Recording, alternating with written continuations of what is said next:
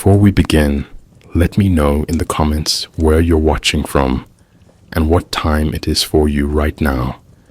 There are names in the mythos of cosmic horror that promise spectacle, creatures of monstrous scale, buried cities, and apocalyptic dreams. But there is one name that doesn't promise anything at all, and that is precisely what makes it dangerous. Yog-Sothoth. He does not arrive with ceremony. He is not summoned with sacrifice. He is realized, and often too late. The strange truth within the stories is that Yog-Sothoth rarely appears through intent. He arrives through thought, through accident, through the quiet act of understanding something you should not have. Lovecraft first introduced Yog-Sothoth in fragments, as names in margins, as whispers in forbidden texts, as a gate implied but never closed. From the earliest mentions in the late 1920s to more detailed appearances in the 1930s, the entity evolved into something far more than a god. He became a principle, a narrative logic that reveals how easily one might stumble into contact with that which cannot be reversed. This investigation will trace how Yog-Sothoth emerged from occult philosophy, literary experimentation, and 20th century fears about knowledge, time, and perception. It will examine not how he is summoned, but why he is almost never summoned on purpose. Consider carefully. To engage with this idea, to even entertain the premise, may already be too much. The error isn't in ritual, it's in recognition. The figure of Yog-Sothoth did not emerge from the shadows of folklore or the margins of religious tradition. Instead, he arose from a specific historical moment, one defined by epistemological rupture and the disintegration of inherited metaphysical systems. When H.P. Lovecraft began to articulate his cosmic pantheon in the 1920s, he was responding to a world in which science had already begun to strip the universe of human centrality. The post-Newtonian universe, now governed by relativity, quantum theory, and evolutionary biology, no longer offered theological consolation. It offered structure without meaning. Within this new intellectual terrain, Lovecraft envisioned beings not bound by morality or malice, but by configurations of space, time, and perception so foreign that human contact could only result in collapse. Yog-Sothoth was his most distilled answer to that condition, not a monster, but a cosmological accident waiting to be noticed. Lovecraft first named Yog-Sothoth in The Case of Charles Dexter Ward, written in 1927, though unpublished until 1941. There, the name appears as part of a list, nested within ritual language, surrounded by other mythic inventions. At this stage, the being is less defined than suggested, serving as a component of the story's atmosphere rather than its narrative engine. But by 1929, with the Dunwich Horror, Yog-Sothoth had taken on more explicit narrative weight. He is named as the progenitor of Wilbur Whately and his monstrous twin, an entity whose conception occurred not through summoning, but through alignment, the meeting of time, place, and arcane knowledge. There is no summoning circle, no chanted command. Yog-Sothoth knows the gate, is the key, and guardian of the gate. The implication is subtle, but devastating. You don't bring him forth, you enter him without realizing it. We must pause here to acknowledge Lovecraft's precise intent in positioning Yog-Sothoth this way. While other entities in his mythos, Cthulhu, Dagon, Shub-Niggurath, can be plotted on a scale of visibility and intrusion, Yog-Sothoth remains disturbingly abstract. In multiple stories, he is described as all in one and one in all, or as coexistent with all time and space. These are not mythological descriptors. They are attempts to approximate a mathematical singularity through the language of horror. In letters written during the late 1920s and early 1930s, Lovecraft described Yog-Sothoth as a being who knows all and is beyond all, an embodiment of totality. This reveals something profound. Lovecraft did not conceive of Yog-Sothoth as a god in the traditional sense. He conceived of him as a philosophical threat, the exposure of a universe where consciousness is a tragic misfire. The timing of this emergence is significant. The 1920s and 1930s were decades of rupture, both scientifically and culturally. Einstein's theories of relativity had redefined the nature of time and simultaneity. Heisenberg's uncertainty principle had introduced indeterminacy at the most fundamental levels of matter. At the same time, spiritualism was in decline, traditional religion was losing cultural dominance, and the horrors of mechanized war had shattered Enlightenment faith in rational progress. Lovecraft's intellectual circle, deeply influenced by figures like Arthur Machen and Lord Dunsany, channeled this anxiety into fiction. But where others hinted at lost gods and fairy realms, Lovecraft offered something colder. The idea that reality itself was malignant not because of intention, but because of indifference. Yog-Sothoth became his emblem for this condition, a being that does not hate humanity, but for whom the existence of humanity is meaningless and unobservable, until, tragically, it is not. In this way, Yog-Sothoth serves a dual function. He is both a fictional being and a thematic device. He appears in stories where human characters attempt to correlate fragmented truths, occult equations, genealogical anomalies, dreams of strange architecture, and inevitably fail. The resulting collapse is not the act of a god smiting a blasphemer. It is the consequence of insight. In the Dunwich Horror, Wilbur Whateley does not summon Yog-Sothoth. He is the result of a cosmological convergence. In Through the Gates of the Silver Key, 1934, Randolph Carter encounters Yog-Sothoth not through invocation, but through a series of metaphysical recognitions. The gate opens because Carter begins to think in patterns that activate it. This reveals something central to Lovecraft's intent. Yog-Sothoth is the god you do not summon because he is already present, woven into the fabric of perception itself. Consider carefully what this means within the broader context of cosmic horror.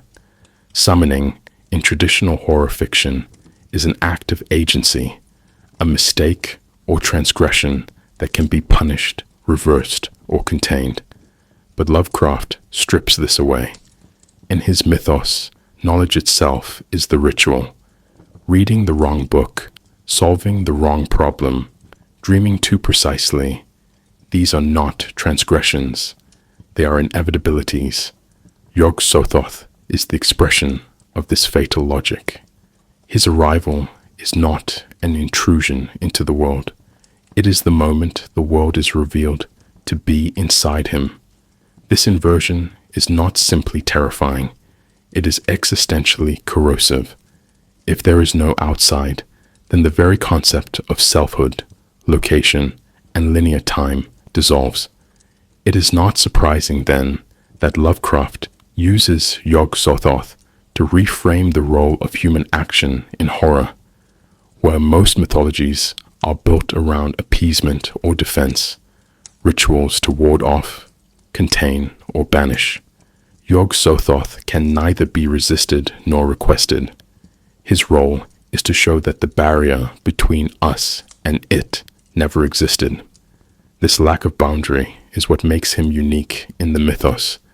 He is not the thing outside the gate. He is the gate. And once this realization occurs, once the character or reader internalizes it, the damage is done. Yog-Sothoth, in that moment, has already arrived. Before Yog-Sothoth ever appeared on a page, the intellectual atmosphere was already dense with ideas that mirrored his essential traits. Lovecraft did not create this entity in a vacuum. Rather, he synthesized a long-standing tradition of metaphysical unease, one that crosses theology, mysticism, classical philosophy, and occult speculation.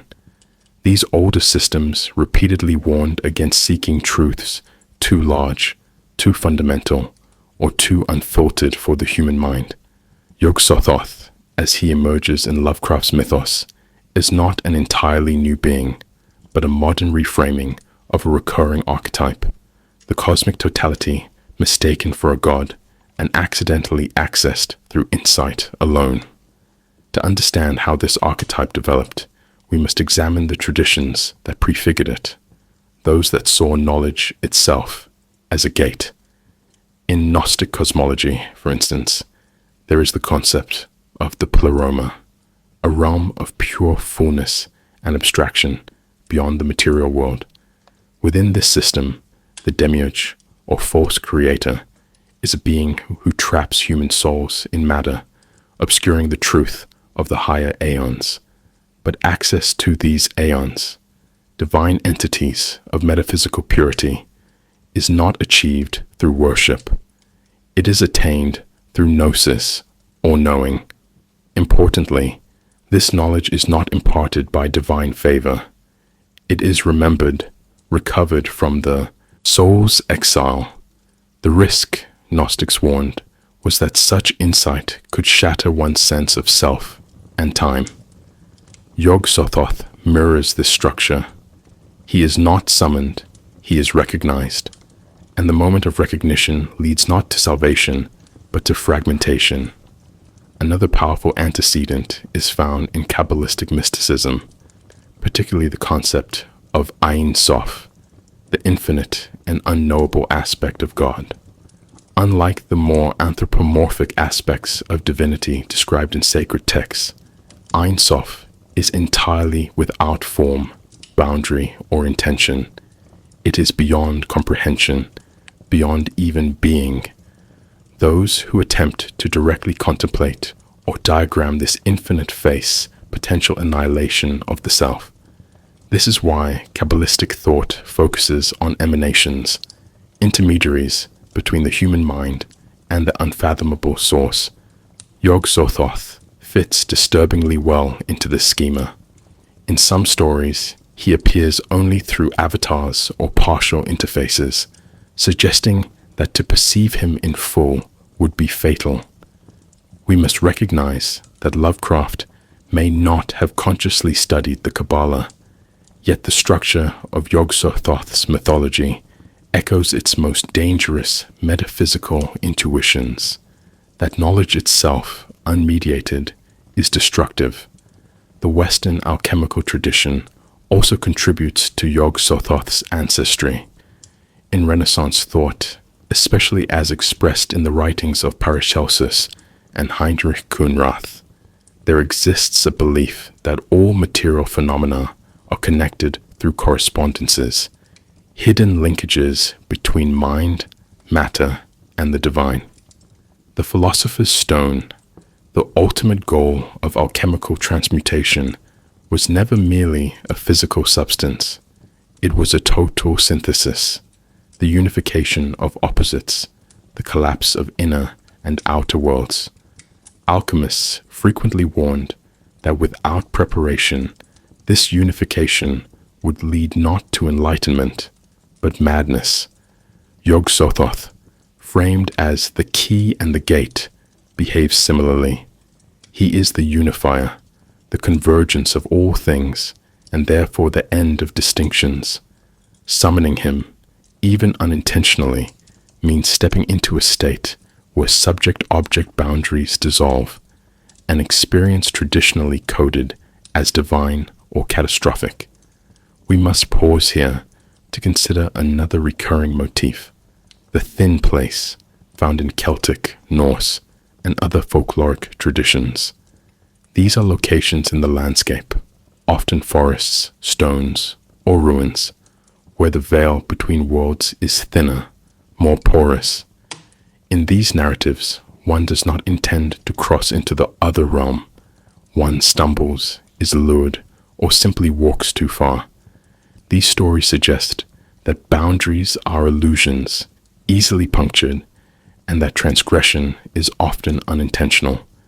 Yog-Sothoth is, in many ways, the metaphysical personification of a thin place, not bound to geography, but to cognition. He's always nearby, waiting for someone to think just precisely enough to step outside the frame. This reveals something profound.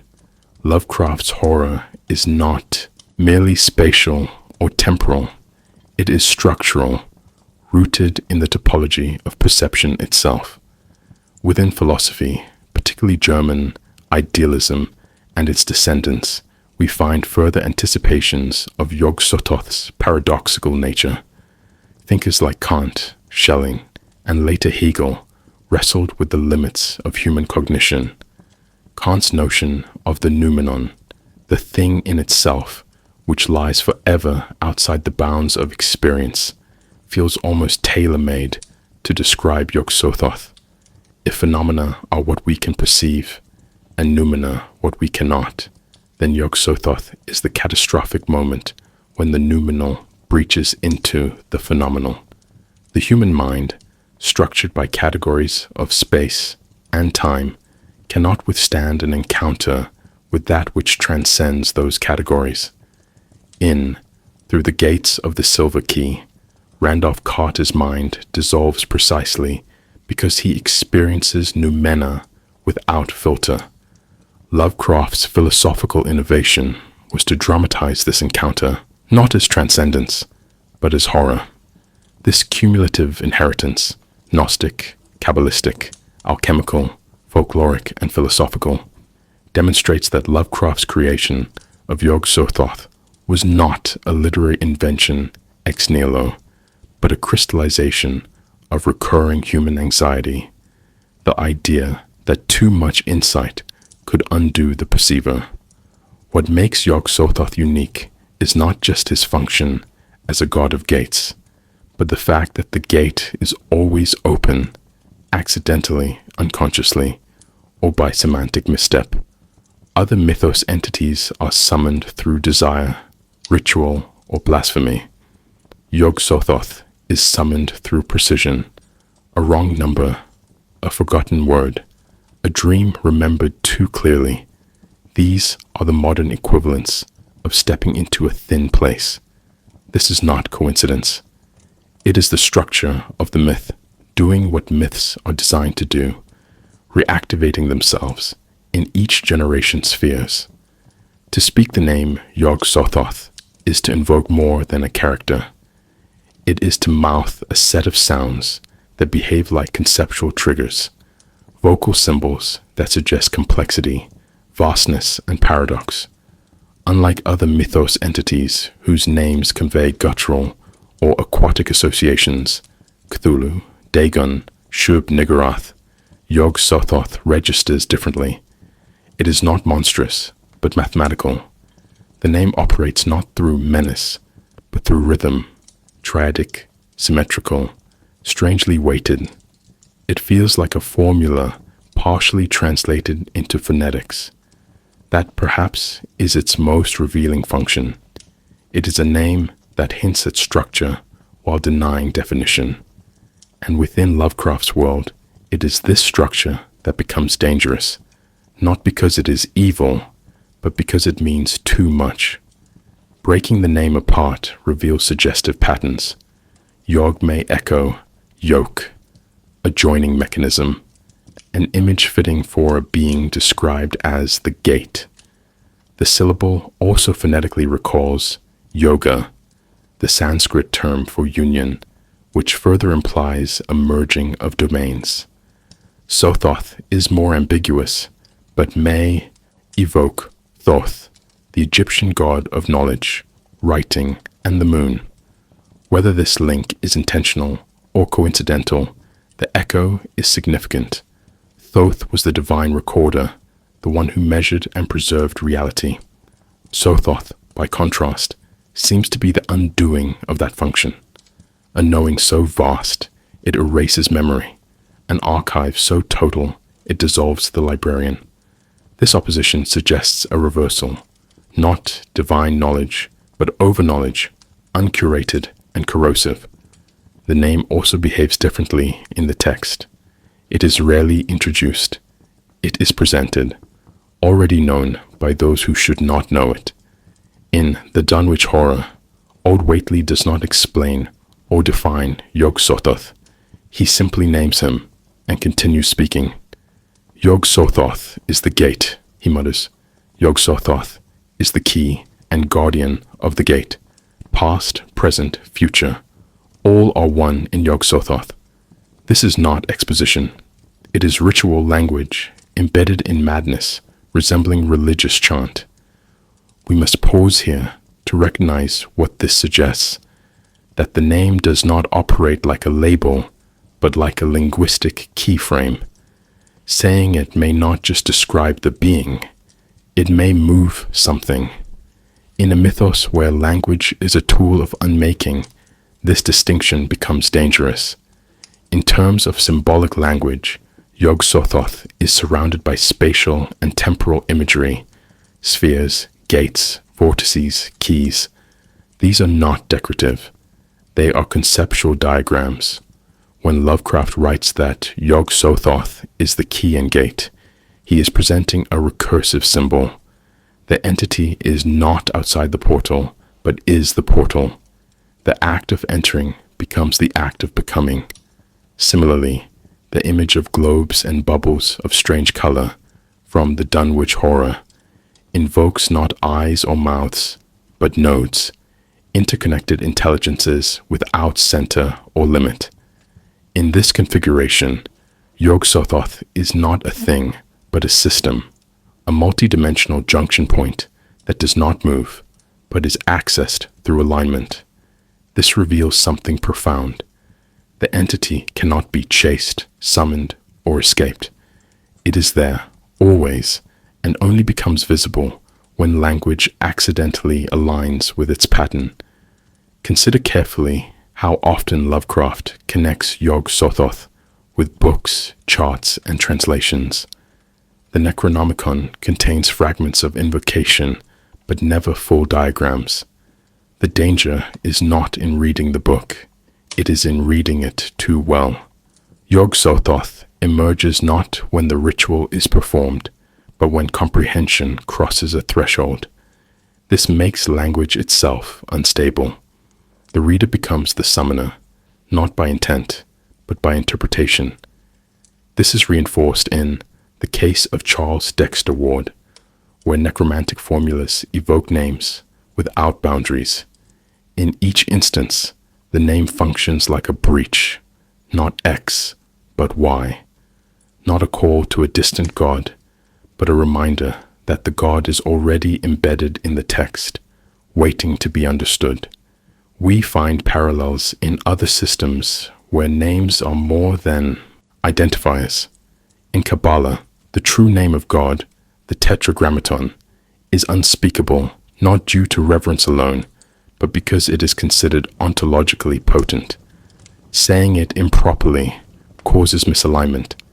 Similarly, in ancient Egyptian theology, names were bound to function. To name a god was to activate its sphere of influence. In this comparative light, Yog-Sothoth becomes a ritual mechanism. It is not a fictional name inside a fictional world. It is a designed linguistic hazard, a spell constructed as sound. Lovecraft's genius lies in making the word itself feel forbidden, even before we understand what it means. This symbolic volatility carries over into the visual language of Yog-Sothoth. Artists across decades have rendered the being as a mass of glowing spheres, shifting, orbiting, connected without pattern. These illustrations are not simply alien, they are semantic puzzles. The orbs imply perception, multiplicity, and entrapment. In several RPG adaptations, Yog-Sothoth's form is depicted as surveillance without agency, a floating cluster of eyes that see everything but never blink. The implication is not that Yog-Sothoth watches, but that we are visible in ways we did not consent to. This ties the visual language back to the name. It is a symbol you cannot unsay, connected to a gaze you cannot evade. We must recognize what all of this points toward. The name Yog-Sothoth is not dangerous because it represents something, but because it enacts something. In Lovecraft's narrative world, names are operational. They function as pathways. When spoken aloud or repeated in thought, they are not decorative. They are directive. This reveals the deeper horror at the heart of Lovecraft's myth building, that even speaking about these entities is an act of complicity. In this way, Yog-Sothoth is summoned by linguistic participation, not by blood, nor belief, nor ritual, but by saying and understanding just enough. One of H.P. Lovecraft's greatest literary maneuvers was his ability to convince readers, even momentarily, that the impossible might be documented. His horror rarely relied on visceral terror or conventional monstrosity.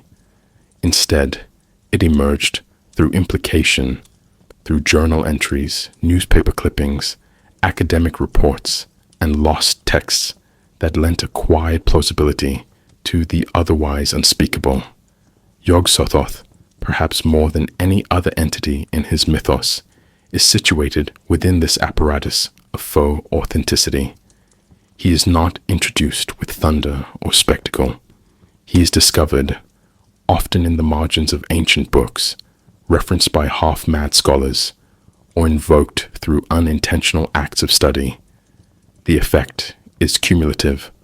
Yog-Sothoth becomes believable, not through presence, but through structure. He exists because the narrative says he was never meant to be seen. Lovecraft constructed this authenticity through what we might call scholarly framing devices, letters within stories, footnotes referencing invented texts and characters whose very occupations, historians, linguists, theologians, suggest credibility. The Dunwich Horror, for instance, is saturated with academic language. Miskatonic University, though fictional, is rendered with such institutional precision that it feels real. Dr. Armitage and his colleagues speak in the formal tones of rational investigators, even as they confront irrational events.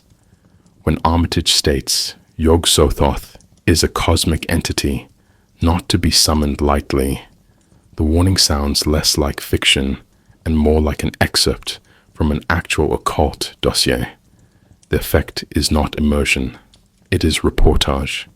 The story reads like a case file, and Yog-Sothoth becomes its implied conclusion. This technique is reinforced by Lovecraft's infamous grimoire, the Necronomicon. Though entirely fictional, it is treated within the mythos as a real, banned book, referenced across multiple stories, supposedly penned by the mad Arab Abdul al-Hazred.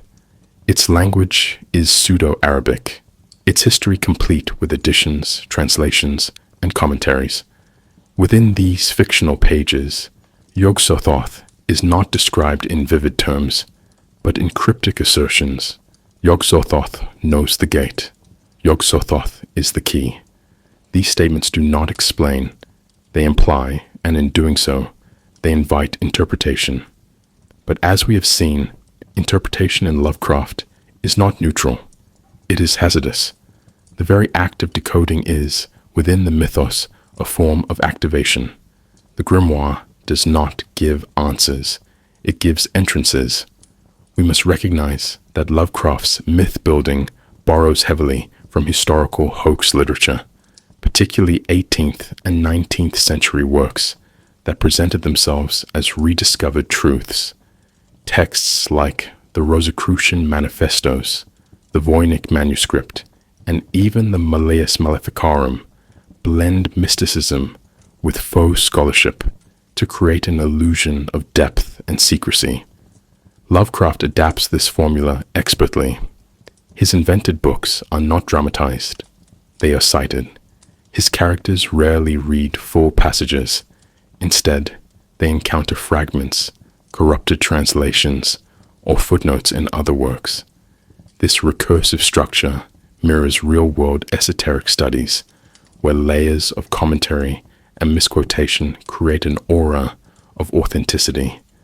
Yog-Sothoth, surrounded by such textual fog, becomes more real because he is rarely described directly. There is also a psychological logic at work.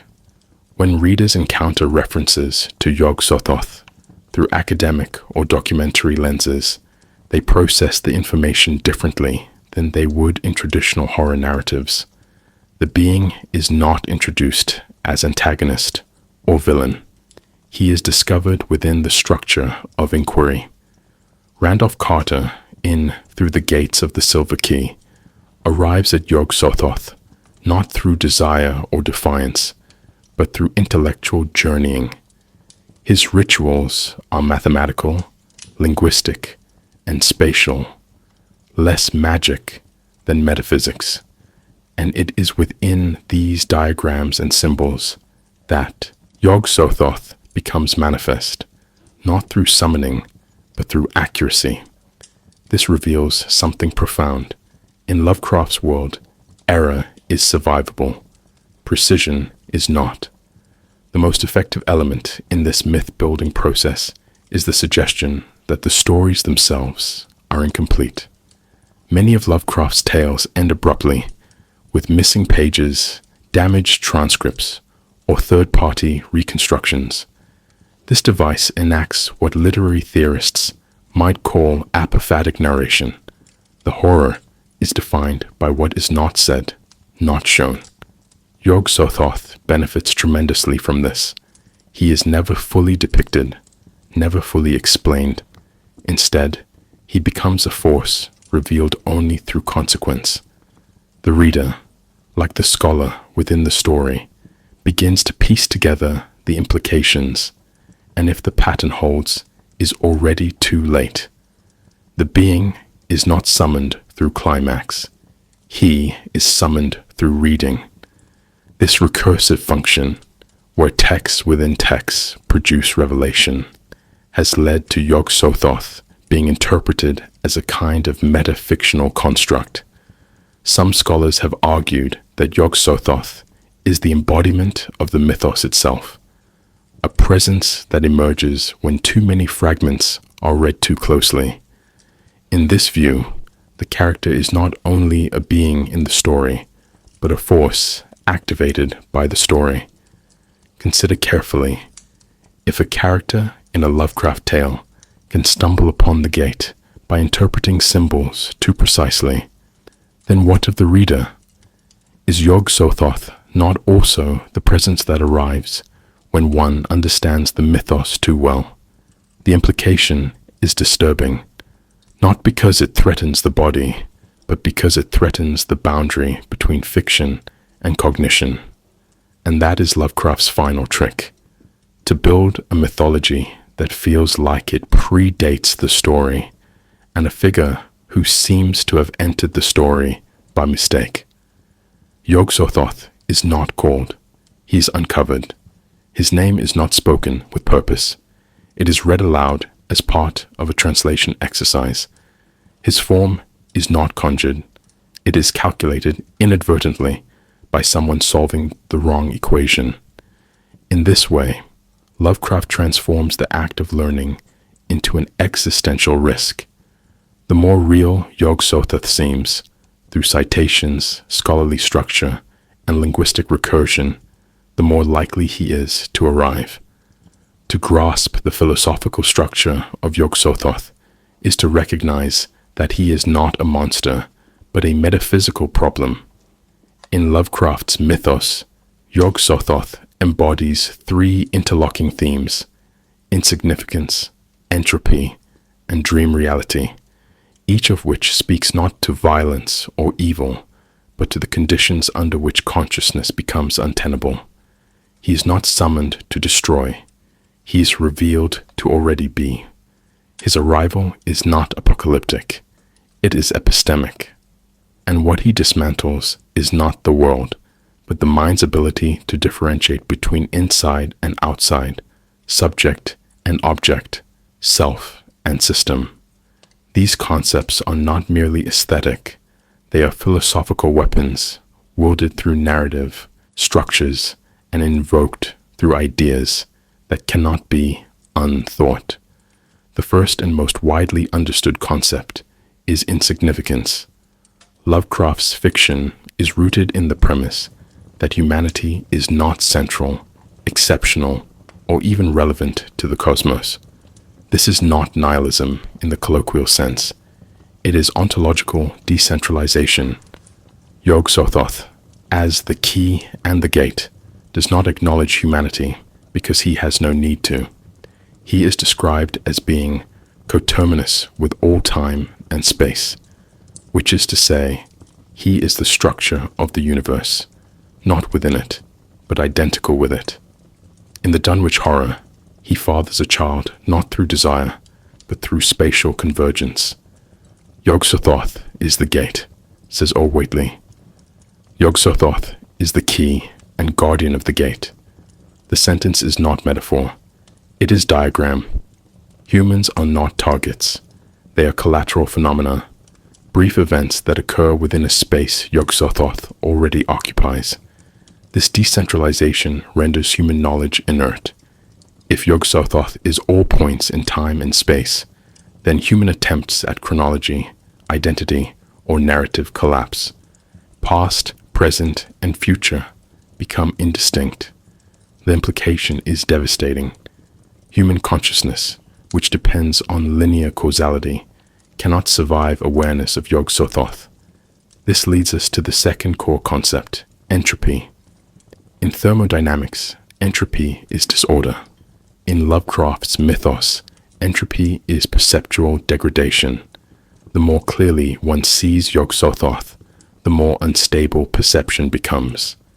In Through the Gates of the Silver Key, Randolph Carter's encounter with Yog-Sothoth is described as a disintegration of identity across dimensions. He was now an entity like those in the books, a being whose consciousness ranged across the totality of existence. Carter survives the experience, but not as himself.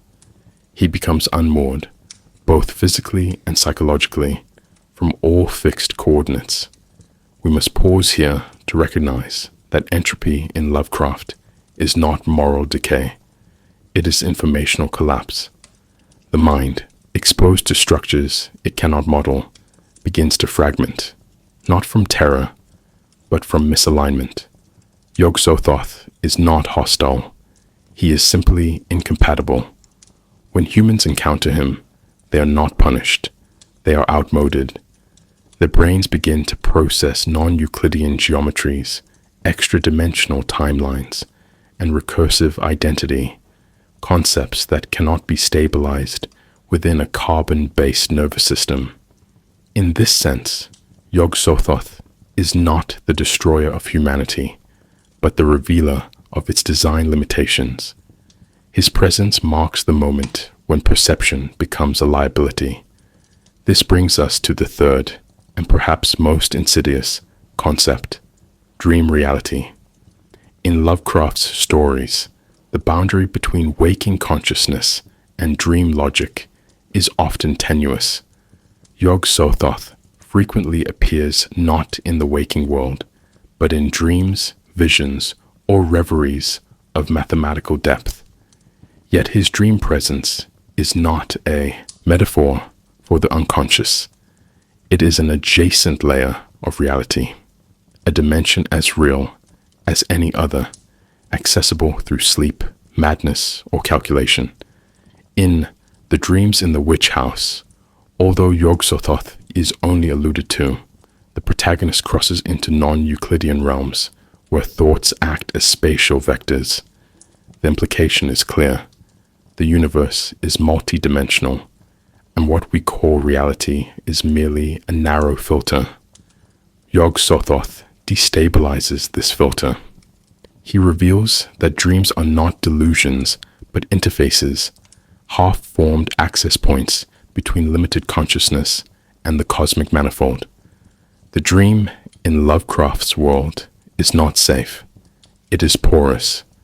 Characters who dream of Yog-Sothoth are not imagining, they are remembering differently.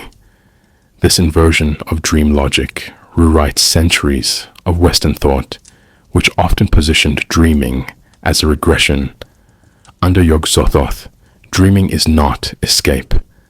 It is accidental entry into patterns the waking mind is not equipped to perceive. And once those patterns are glimpsed, the waking world is forever altered. Consider carefully what these three themes, insignificance, entropy, and dream reality, combine to suggest. Yog-Sothoth is not an entity in the way we understand entities. He is a systemic truth. He is not a god with a plan, but a presence whose nature breaks the cognitive boundaries that hold identity, morality, and sanity in place. The horror, then, is not that he will arrive. The horror is that he is always already here, and we are simply unaware of him, because our minds cannot bear to correlate all contents. This reveals something profound. Yog-Sothoth does not introduce fear. He introduces clarity, and clarity at this scale is indistinguishable from collapse. In Lovecraft's mythos, Yog-Sothoth is neither isolated nor entirely sovereign, though he exists at a conceptual remove from the pantheonic hierarchy of elder beings. His presence is always contextual, always entangled with others who do not share his form, but do orbit his function. He is often mentioned alongside Azathoth, Shub-Niggurath, and the unnamed beings of the Dreamlands. But while those entities are invoked through action, ritual, or corruption, Yog-Sothoth is unique in that his presence is activated through alignment. This section explores the forces that surround him, the old ones, who represent biological inheritance and decay, the outer gods, who embody incomprehensibility without coherence, and the Dreamlands entities, who serve as metaphysical intermediaries, none of them companions, but each a contextual echo of his nature. The outer gods, as Lovecraft frames them, are beings beyond human moral and material categories. They do not live in space as we know it, nor do they occupy time as we measure it. Azathoth, the blind idiot god at the center of the universe, is often described as Yog-Sothoth's immediate cosmic kin. In the short piece, The Dream Quest of Unknown Kadath, 1926-27, Azathoth is depicted as a nucleus of chaos, a mindless churning, around which all things spiral. Yog-Sothoth, however, is not mindless. He is the interface, the logical exterior of Azathoth's internal incoherence. While Azathoth represents pure chaos, Yog-Sothoth is chaos ordered into access. He is not above Azathoth, but adjacent, the visible curvature of an invisible center. This reveals something profound. Even the most chaotic god has a face, but that face is not benevolent. It is Yog-Sothoth, and it is looking back. Then there are the great old ones, a category more familiar to most readers, and more often involved in plot, Cthulhu, Dagon, Yib-Stol, and others who slumber, hunger, or rule. These beings are spatially present, sometimes biological, sometimes psychic. But Yog-Sothoth is different. While Cthulhu sleeps in the sea and dreams into the minds of men, Yog-Sothoth does not sleep, because he is everywhere. In the Dunwich Horror, his role is not to awaken, but to father. A union not of flesh, but of phase. Wilbur Whately, and his monstrous twin are not just children of Yog-Sothoth in a mythological sense. They are his projections, pieces of him that have infiltrated material dimensions through biological vectors. Their bodies are not forms. They are errors in dimensional containment. Consider carefully what this suggests. Yog-Sothoth reproduces not through will, but through permeability. He does not descend. He bleeds through, and what results are not avatars, but dimensional distortions with personalities. The Whateleys are not worshippers. They are accidents. In this sense, Yog-Sothoth is a contaminant. When the conditions are correct, when the mathematics of space-time have been tampered with, or when the wrong passage is read aloud, he does not appear. He inserts a fragment of himself into the local framework. That fragment often grows, and when it is large enough to be noticed, it is already too late. Surrounding Yog-Sothoth's domain are also the Dreamland's entities, figures like the faceless night gaunts, the ruling gods of Kadath, and the high priest Nyarlathotep. These are not his minions. They are geometric shadows cast by his nature into the dream dimension. In, through the gates of the Silver Key, Randolph Carter passes through metaphysical regions where language dissolves and identity splits into vectors. It is here that Yog-Sothoth is most clearly felt, not as a figure, but as a force of selection, choosing Carter to observe not one reality, but all possible versions of himself. Carter's body survives, but his identity does not. The beings he meets along the way, sentient colors, timeless keepers, dimensional stewards, are manifestations of what it means to enter Yog-Sothoth's influence, not followers with individual wills. It is Nyarlathotep, the most active of Lovecraft's cosmic beings, who is most frequently placed in narrative proximity to Yog-Sothoth. While the crawling chaos walks among humans and speaks in riddles, Yog-Sothoth is never embodied. Yet, Nyarlathotep often functions as the intermediary, the one who opens the way, misleads the seeker, or delivers the revelation. In some interpretations, Nyarlathotep is not just a servant of Yog-Sothoth, but a user interface for his essence, a mask through which mortals receive the unbearable truth. This idea reframes Nyarlathotep not as malevolent, but as protective. He provides a delay, a misdirection, a layer of metaphor. He is the last warning. Once Yog-Sothoth is reached, there is no speech, no bargain, no reversal. We must recognize that all these forces, Azathoth's formless chaos, the Whateleys' biological anomalies, the Dreamland's metaphysical intermediaries, exist not to support Yog-Sothoth, but to frame him. They are perceptual scaffolding, necessary only because direct contact with him cannot be sustained.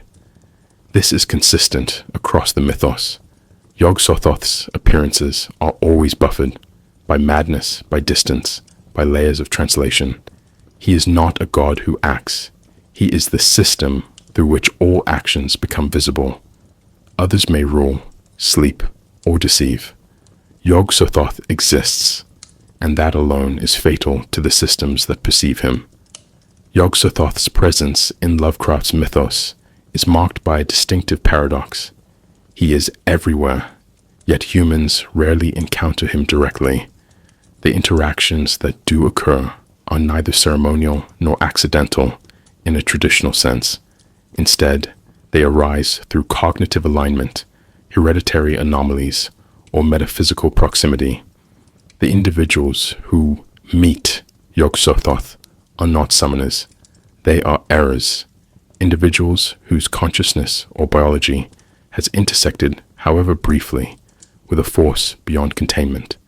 Crucially, madness is not the punishment for such contact. It is the diagnosis. Human minds fracture not because Yog-Sothoth inflicts damage, but because they are exposed to a reality their form cannot sustain. In this, Lovecraft introduces a chilling reversal.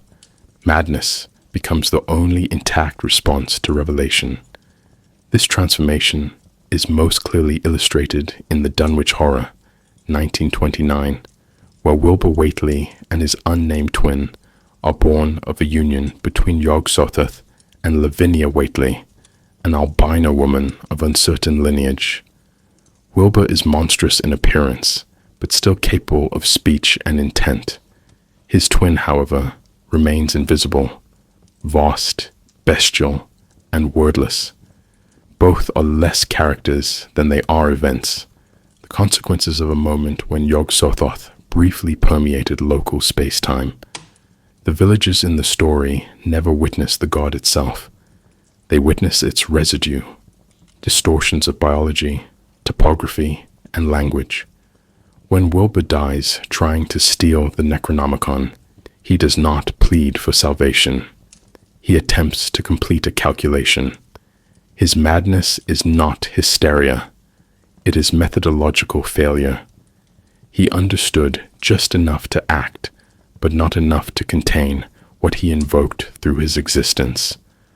Other stories demonstrate this interaction not through blood, but through intellect. Randolph Carter, in Through the Gates of the Silver Key, 1934, undergoes a ritual that seems at first magical, yet the language Lovecraft uses is mathematical. Interlocking geometries, angles beyond Euclidean mapping, and vibrations of phase. Yog-Sothoth appears here not as a figure, but as an interface, a point in the multiverse where all possible Carters converge. Carter's identity collapses, not from terror, but from superposition. He becomes aware of all versions of himself simultaneously, and that awareness reconfigures him into something non-human. The madness he suffers is not emotional, it is ontological. His ego is not overwhelmed, it is rendered obsolete. This reveals something profound. In Lovecraft's mythos, true madness is not loss of sanity. It is the failure of individuality as a stable category. We must pause here to consider how madness functions in contrast to conventional horror. In Gothic fiction, madness is often punishment for hubris or a metaphor for emotional instability. In psychological horror, it may reflect trauma, repression, or internal fragmentation.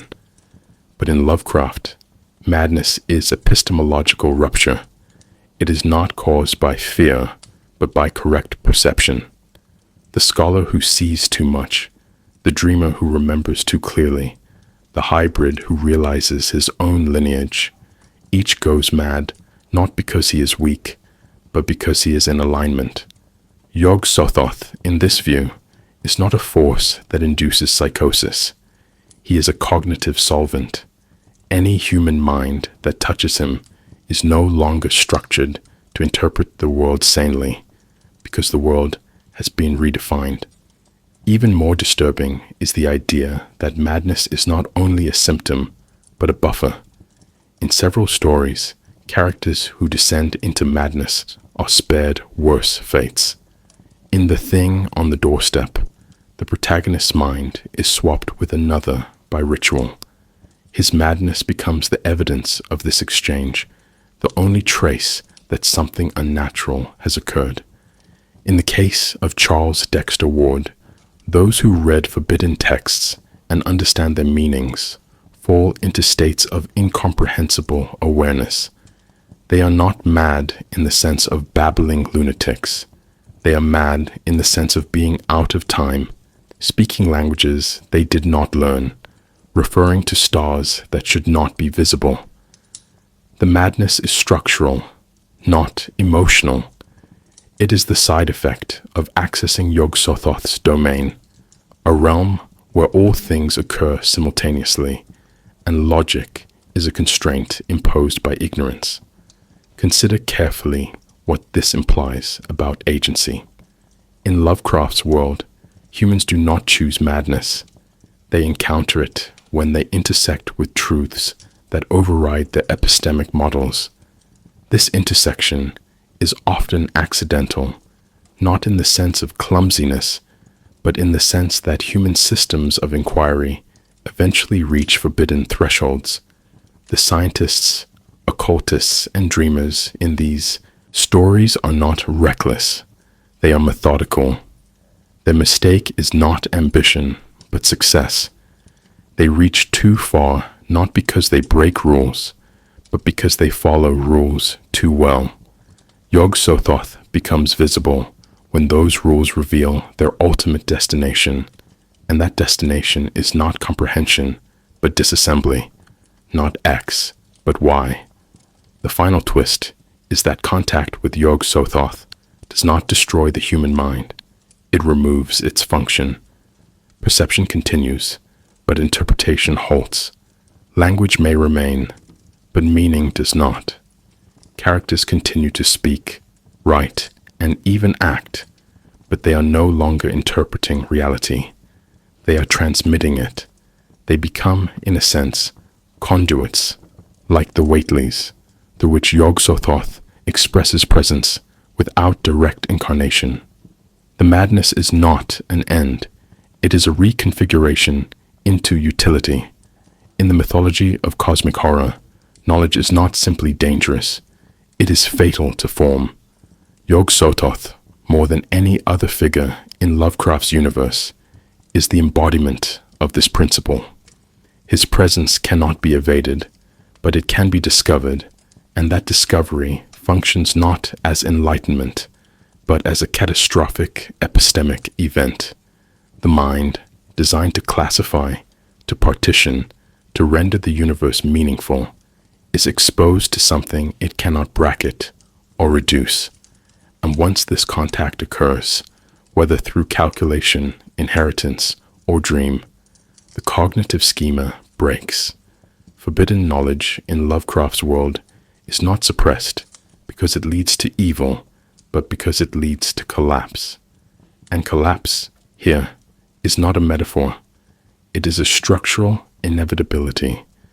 The idea of epistemic collapse emerges slowly in the mythos. In the Dunwich horror, the townspeople do not know that Yog-Sothoth is involved in the events plaguing their region. But Dr. Armitage and his colleagues, through piecing together texts, genealogies, and ritual fragments, begin to realize that knowledge itself is the mechanism by which the horror advances. It is not that they awaken the entity. It is that by understanding the pattern of the events, they enter the domain in which the entity already exists. This is the critical difference between traditional, arcane horror and cosmic horror. In the latter, the threshold is not magical. It is informational. In Lovecraft's more abstract stories, particularly The Dreams in the Witch House and Through the Gates of the Silver Key, the protagonists are not corrupted by sin or seduced by power. They are simply too accurate. Their dreams align too precisely with forgotten geometries. Their calculations veer into non-Euclidean dimensions.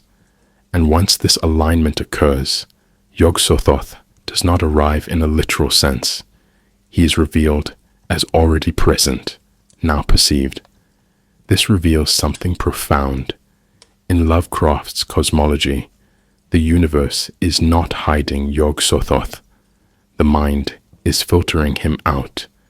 Forbidden knowledge, therefore, is not secret information. It is information that destabilizes the filters. We must pause here to define what we mean by epistemic collapse. The term refers to a moment when the foundations of a belief system, cognitive model, or knowledge structure fail, not because they are disproven, but because they are shown to be insufficient. In theological contexts, this might resemble apophatic mysticism, where the divine is understood only through negation. In scientific contexts, it echoes paradigmatic collapse, as when Newtonian physics gives way to relativity and quantum theory. But Lovecraft's version is more devastating. It is not the replacement of one model with another. It is the loss of modeling altogether. Yog-Sothoth does not represent a new truth. He represents the unsustainability of all truths. Characters who reach this point are not destroyed. They are reformatted. Randolph Carter, upon encountering the ultimate gate, does not die. He transcends, but at the cost of individuality, temporality, and conceptual boundary. He was beyond the gate, Lovecraft writes, in a region where form was meaningless, and matter, energy, and consciousness were one. This is not ascension. It is disintegration into totality. Carter's mind continues, but not in a recognizable shape. The knowledge he acquires does not empower him. It dismantles the self that sought it. Yog-Sothoth, in this role, is not a god of wisdom. He is a function that removes the observer from the equation. This logic extends to the books within the mythos, especially the Necronomicon. Unlike grimoires in traditional horror, Lovecraft's texts do not contain spells or instructions. They contain equations, fragments, distorted records. Reading them is not dangerous because they command. They are dangerous because they inform. And the act of understanding is indistinguishable from the act of invocation. This is the final irony. Yog-Sothoth is not summoned by ceremony, but by comprehension. Not X, but Y. Not by opening a gate, but by realizing you are inside one. Consider carefully the implications of this paradigm. In a world where forbidden knowledge causes madness, ignorance becomes a form of structural protection. But in Lovecraft's world, ignorance is not safety. It is temporary compatibility. The moment you know too much, not morally, but mathematically, you exit the compatibility matrix. Yog-Sothoth does not punish. He is activated by alignment. This makes epistemic collapse not a failure, but a success with unintended consequences. The horror lies in the realization that learning itself contains the mechanism of unmaking. We find echoes of this in modern theories of cognitive science and artificial intelligence. Consider the notion of cognitive overload, the idea that beyond a certain threshold, the brain cannot differentiate, cannot prioritize, cannot stabilize. Yog-Sothoth represents that threshold as a cosmic condition.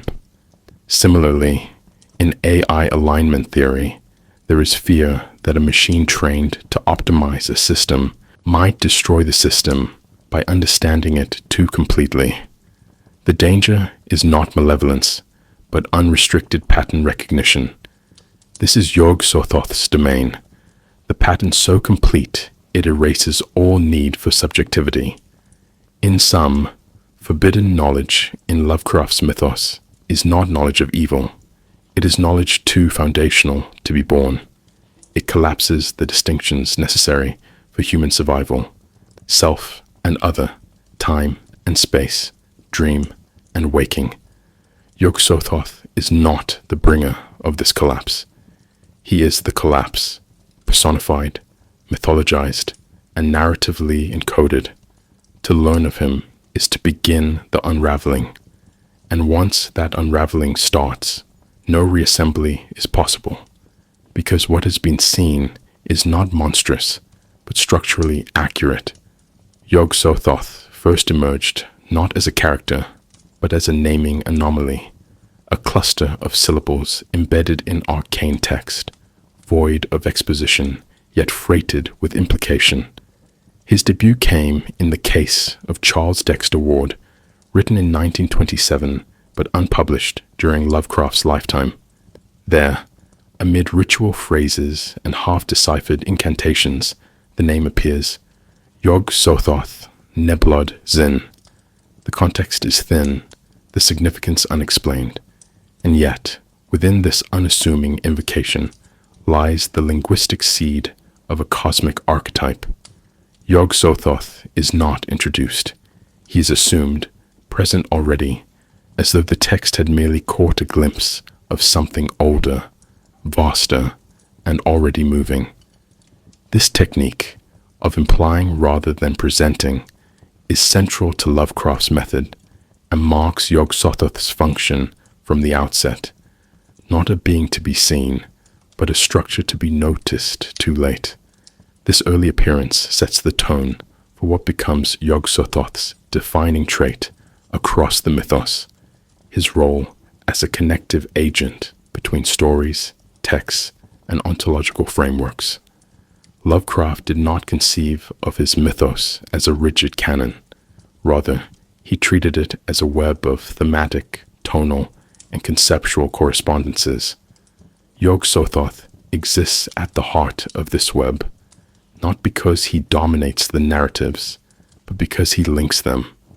In the Dunwich Horror, 1929, his name returns, this time with genealogical and spatial implications.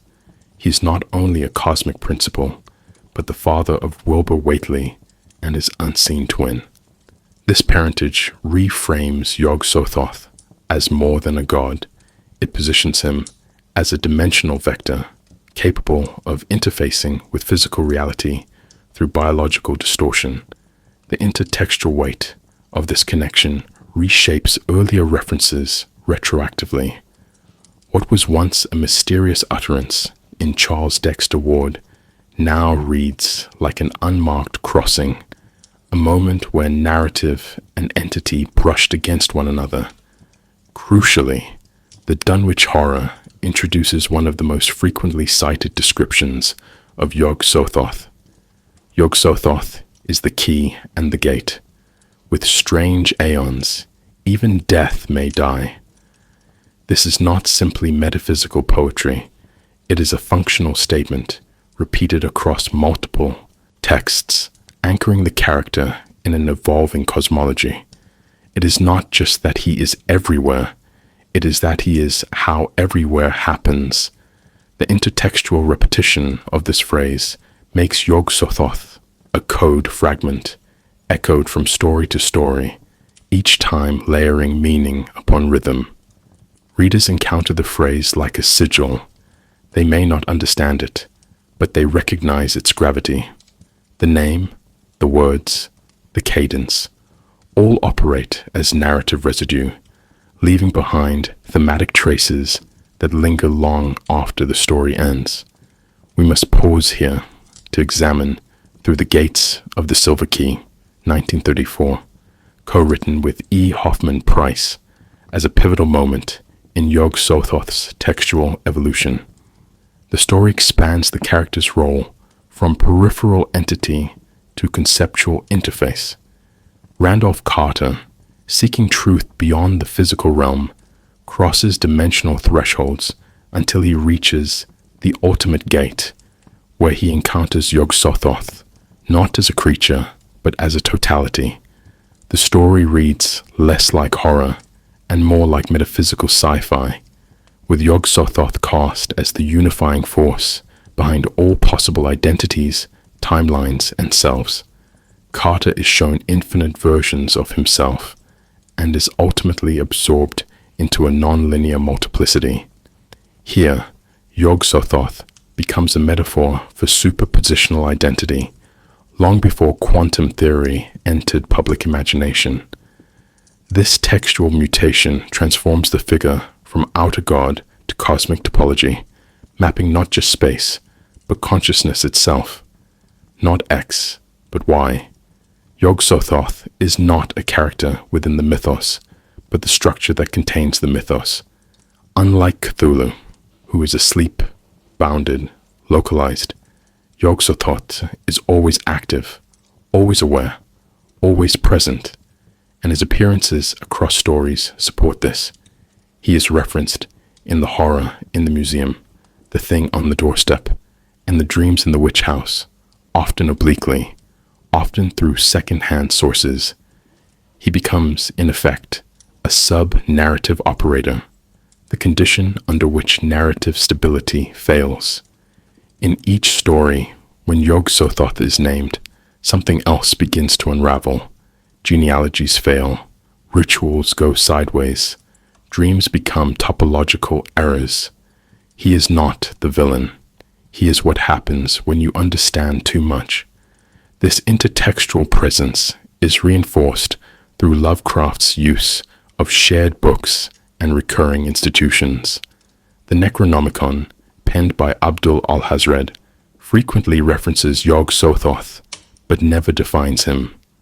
Miskatonic University, which houses the book, becomes a kind of epistemic trap where characters stumble into forbidden knowledge simply by reading too deeply. Across these stories, Lovecraft encodes a warning. The truth is not hidden, merely miscatalogued. Yog-Sothoth becomes the inevitable endpoint of textual inquiry, a figure who cannot be explained, only accumulated through fragments. This accumulation is the mechanism of epistemic collapse, and every new appearance reactivates the risk. We must recognize the brilliance of this method. By scattering Yog-Sothoth's presence across unrelated stories, Lovecraft achieves two things. First, he undermines the idea that these stories are self-contained. Each narrative is now infected with the suggestion that there is a deeper system at work, one not bounded by plot or character. Second, he destabilizes the notion of chronology itself. If Yog-Sothoth exists outside of time, then every mention of him is simultaneous. His first appearance is his last. His last is already happening. He becomes, quite literally, the gate through which all stories bleed into one another. How does a god appear without appearing? This is the narrative question posed by The Dunwich Horror, 1929, one of H.P. Lovecraft's most structurally coherent and deceptively accessible stories. Unlike other entries in the mythos, this tale adopts a pulp horror framework: rural decay, monstrous births, occult rites, and yet beneath its genre trappings lies a far more unsettling undercurrent: the presence of Yog-Sothoth as a non-entity whose influence unfolds not through dialogue or direct contact, but through contamination, biological, spatial, and linguistic. Yog-Sothoth is not in the story. The story is what happens when Yog-Sothoth passes through the frame of narrative reality. From the beginning, the tone is archival, not sensational. The story opens with references to strange events in rural Massachusetts, and early paragraphs are thick with genealogical records, whispered rumors, and weather patterns. This is deliberate. Lovecraft frames the horror not as an isolated event, but as an eruption from long-standing conditions, an agricultural landscape already haunted by its topology, its people, and its knowledge gaps. The Whately family, centered around old wizard Whately and his daughter Lavinia, are not simply odd. They are structurally unstable. The narrative repeatedly describes their farmhouse as filled with certain books and locked upper chambers, evoking the classic Gothic motif of the sealed space, now recoded through cosmic horror. Inside that space is not madness, but a breach. The breach is biological. Lavinia Whately, albino and cognitively diminished, gives birth to twins, Wilbur and his unnamed brother, fathered by Yog-Sothoth. The horror here is not mystical, but mathematical. The very possibility of cross-dimensional reproduction implies a temporary folding of space-time, a moment where topology failed to hold. The resulting children are not possessed. They are phase anomalies, outgrowths of a cosmic intelligence inserted into a localized genetic system.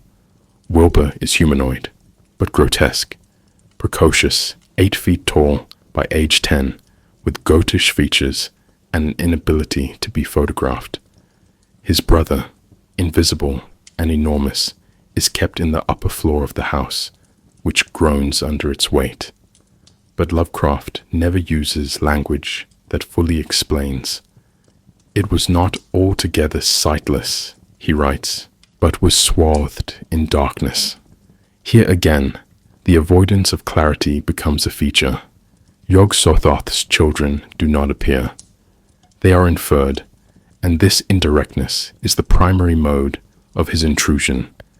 We must recognize that the story's true arc is not about monstrosity. It is about proximity to cosmic geometry. Wilbur's entire existence is devoted to accessing the complete version of the Necronomicon, housed at Miskatonic University. His attempts to read it are portrayed not as spellcasting, but as the completion of a formula. He is not seeking power. He is seeking calibration. His failure, killed by a dog while attempting theft, interrupts this calibration, but not fatally. His twin, the invisible horror in the hills, continues to grow and eventually begins to roam, causing earthquakes, livestock disappearances, and inexplicable sounds that echo as if from underground. These manifestations are not attacks. They are symptoms.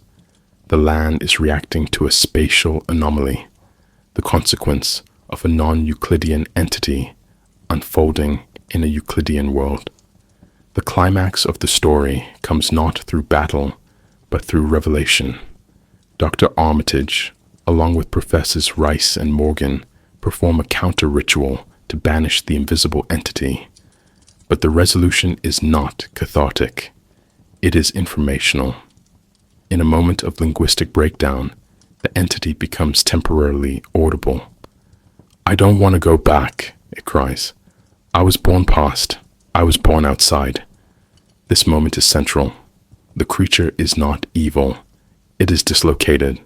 Its language is fragmented because its identity is not linear.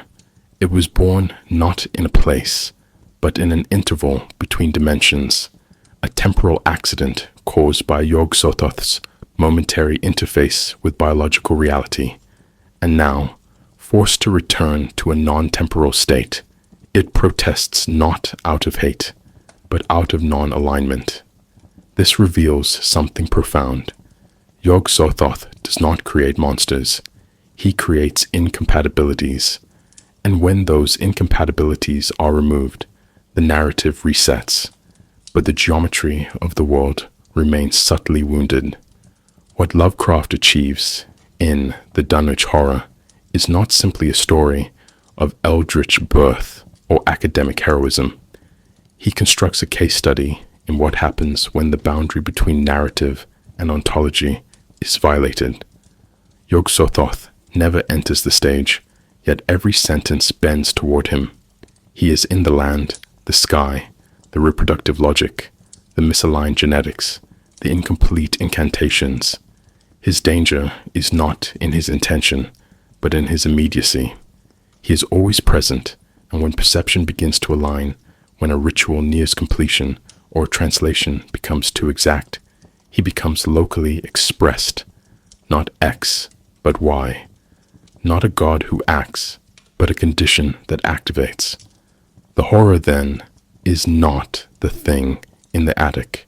It is the fact that the attic became a place where Yog-Sothoth could cast a shadow.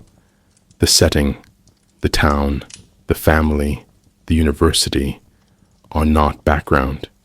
They are resonant surfaces vibrating with incomplete awareness. The reader, like the characters, pieces together the fragments, and in doing so, they too begin to sense the structure, that the entity was never summoned. He was already there, waiting for the right pattern.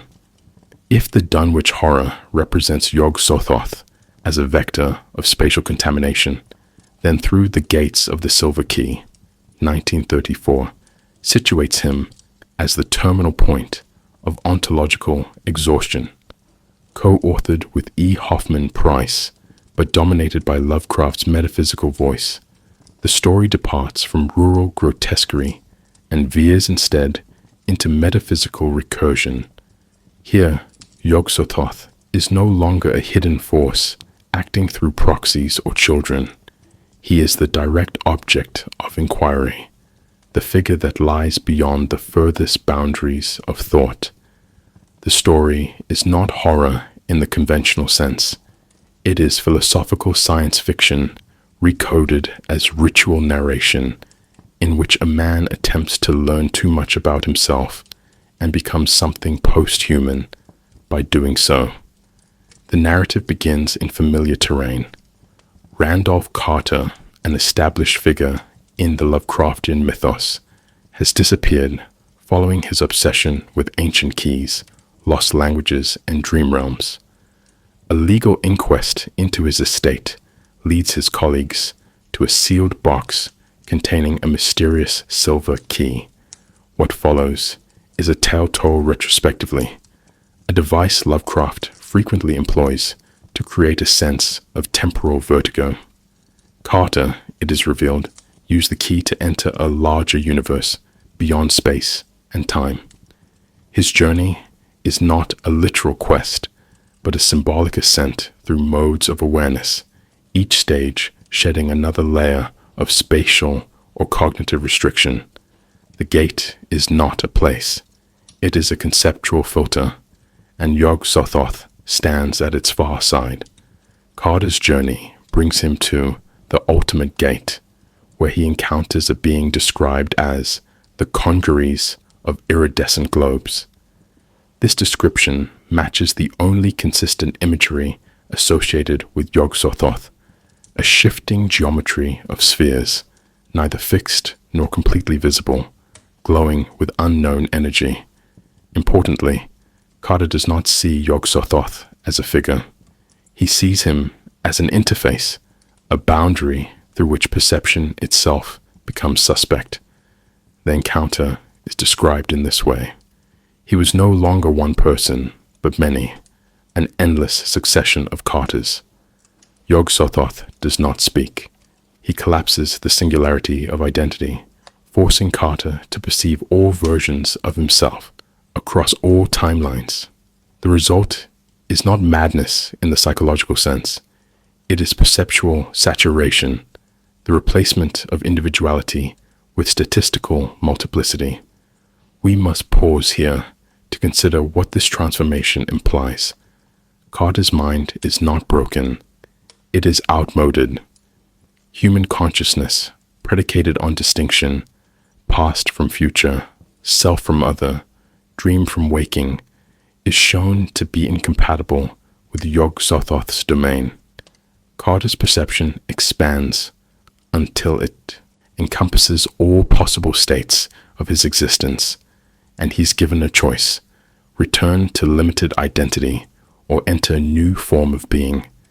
He chooses transformation, becoming a no longer Carter, whose awareness extends across vast non-human geometries. In this moment, Yog-Sothoth is revealed not as a destroyer, but as a contextual endpoint, the final object one reaches when all filters of perception are removed.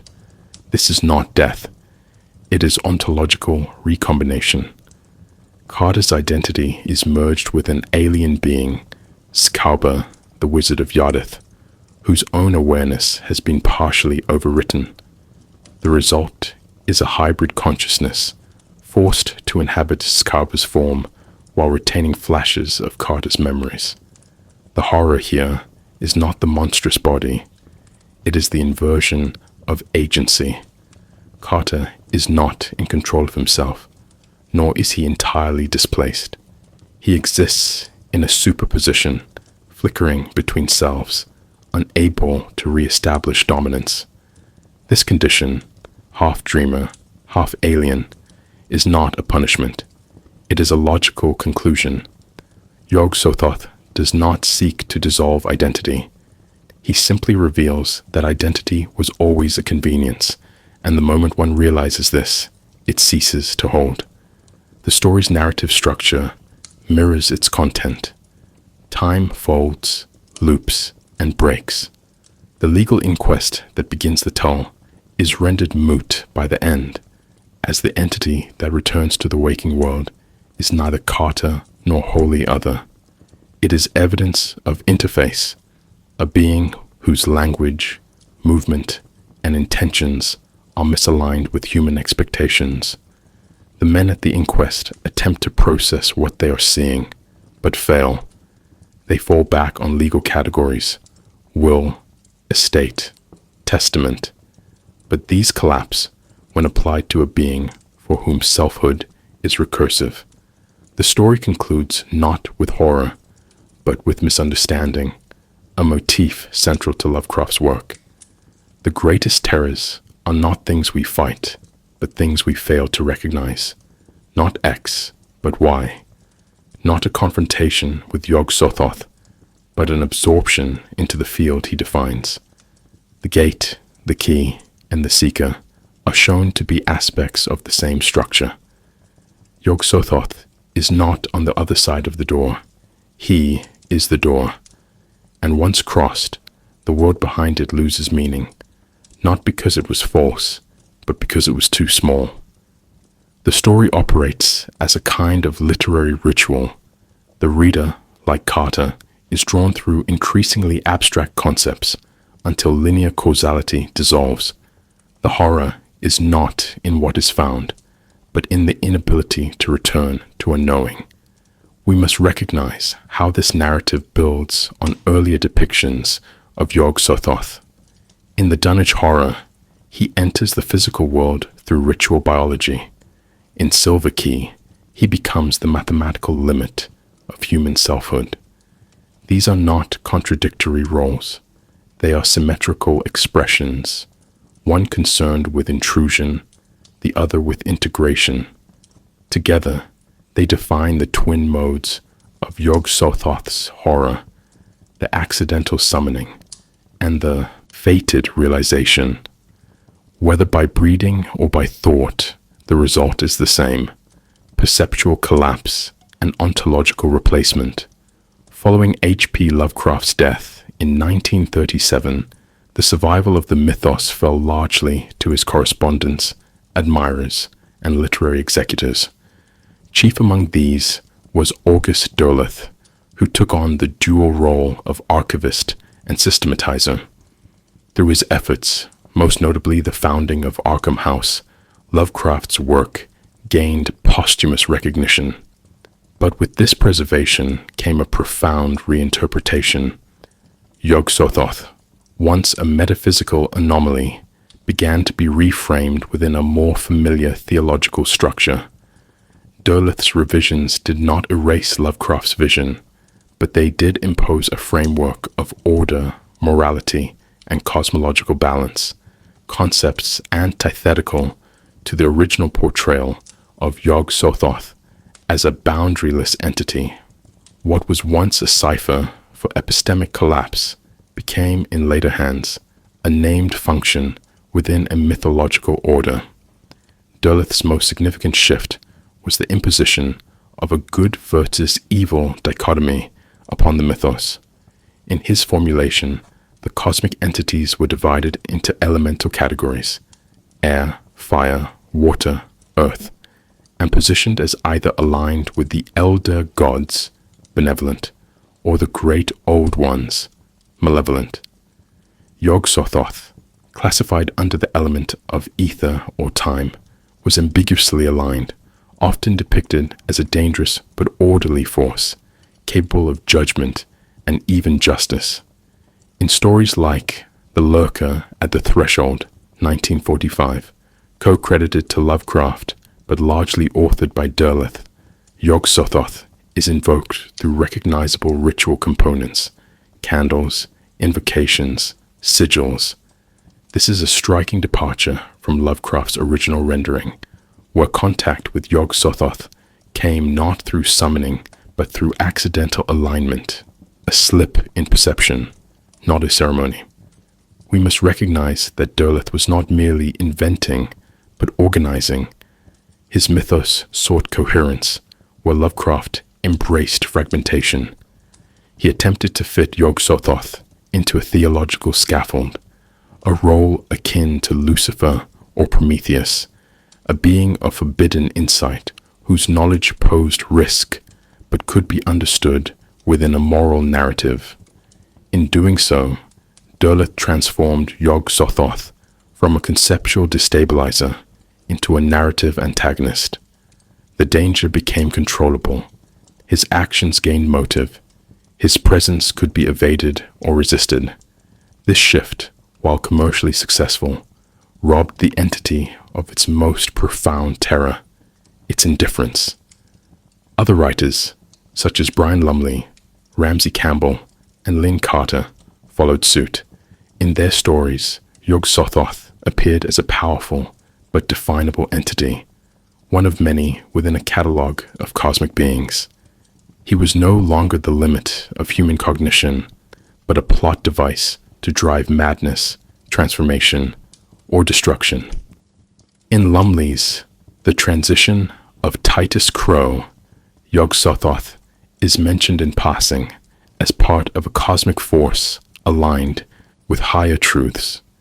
In Carter's various mythos tales, he becomes almost Gnostic, a demiurgic figure presiding over gateways in time.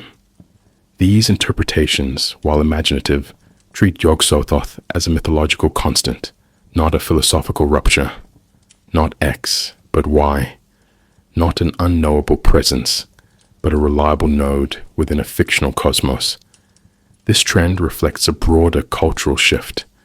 As Lovecraft's creations were absorbed into pop culture via games like Call of Cthulhu, films like The Evil Dead, which loosely references the Necronomicon, and metal bands naming songs after the outer gods, the entities became branded, their once ambiguous meanings flattened into tropes. Yog-Sothoth, in particular, suffered from this codification. Once a symbol of cognitive collapse, he was now an end boss figure, complete with miniatures, stats, and summoning rules. The mythos had become a taxonomy, and within it, Yog-Sothoth was a known quantity. We must pause here to consider the cost of coherence. In rendering Yog-Sothoth accessible through systems of alignment, spellbooks, or pop media, these expansions neutralized his central function. He no longer served as a destabilizer of narrative and self. He became part of the narrative, a cog within a manageable mythology. This reveals something profound. Horror, to remain effective, must preserve a measure of ambiguity. By naming, categorizing, and integrating Yog-Sothoth, later writers unintentionally made him less than he was. He was no longer the interface between being and unbeing. He was a god, and yet fragments of the original terror remain. Thomas Ligotti, in his philosophical horror, returns to Lovecraft's conception of unbearable reality, of perception as the ultimate hazard. In Ligotti's work, Yog-Sothoth is not named, but his influence is felt in the portrayal of consciousness as a trap, perception as a curse, and clarity as a form of dissolution. Likewise, writers such as Caitlin R. Kiernan and Laird Barron flirt with these themes, using science, dream logic, and psychological horror to reawaken the idea that the universe is not evil, but misaligned with the systems we use to navigate it. In their hands, the mythos becomes diffuse again, and Yog-Sothoth regains some of his original force, not as antagonist, but as conceptual collapse vector. In the digital age, the mythos continues to expand across platforms. Creepypasta tales, analog horror videos, and ARGs, alternate reality games, often nod to Yog-Sothoth, sometimes by name, but more often through implication. A website that shows you all your past selves, a video that cannot be paused, a mathematical diagram that, once seen, changes how you dream. These modern adaptations hint at a return to Lovecraft's core insight. that some knowledge destabilizes not through violence, but through interpretation. Yog-Sothoth, in this context, re-emerges not as a figure, but as a format, a way of constructing stories where the reader becomes complicit in their own unraveling.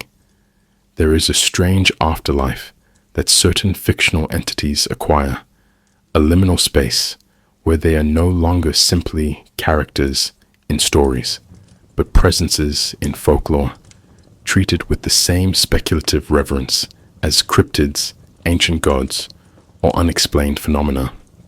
Yog-Sothoth, though born in the literary mind of H.P. Lovecraft, now resides in this blurry territory. Over the decades, he has appeared not just in books and games, but in first-hand accounts, hoaxes, esoteric forums, and oral subcultures that treat him as if he were more than fiction. Unlike Cthulhu, who inspires memes and symbolic rebellion, or Nyarlathotep, who is evoked for his theatrical menace, Yog-Sothoth occupies a stranger role. He is rarely seen, only suspected. His mythology persists because it offers something irresistible to the fringe imagination, a framework for explaining the inexplicable without requiring physical evidence. Reports of real encounters with Yog-Sothoth do not resemble ghost stories or UFO sightings. Instead, they manifest in dream anomalies, time slips, or cognitive dissonance. One widely circulated account, dated to an early internet message board from the late 1990s, describes a man who woke from sleep every night at exactly 3:17 a.m. to find that his thoughts were folding inside themselves. He eventually concluded that something was looking through him from a non-local origin. The thread later referred to Yog-Sothoth by name, not as a creature, but as a pattern.